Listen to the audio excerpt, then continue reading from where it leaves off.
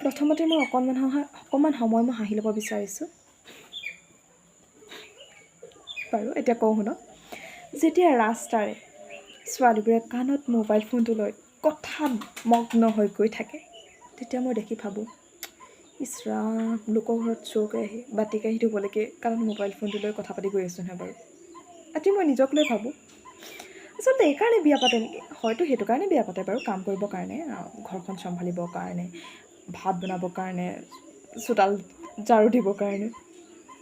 হয় বাৰু, নিজে খাবৰ কাৰণে ভাতকেইটা বনাব লাগিবই, হয়নে?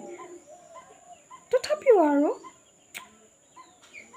বহুত কিবা সলনি হৈ যায়। আচলতে আমাৰ নিজৰ স্থান, আমি য'ত থাকোঁ, আমি য'ত জন্ম হৈছোঁ, তাৰ পৰা আহি আমি বেলেগ এটা জেগাত থাকিবহি লাগে।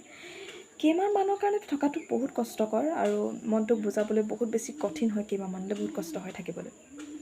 তথাপিও উপায় নাই আৰু, ছোৱালী জীৱনৰ এইটো এটা বাস্তৱ কথা, আৰু এইটো মানি ল'বই লাগিব। এদিন নহয় এদিন বিয়া হ'বই লাগিব। বাৰু, মোৰ বয়স হৈ গ'ল, সেইটো কথা যে লোকৰ ঘৰত কাম কৰিবলৈকে অত কেইবছৰ কথা পাতি থাকিম।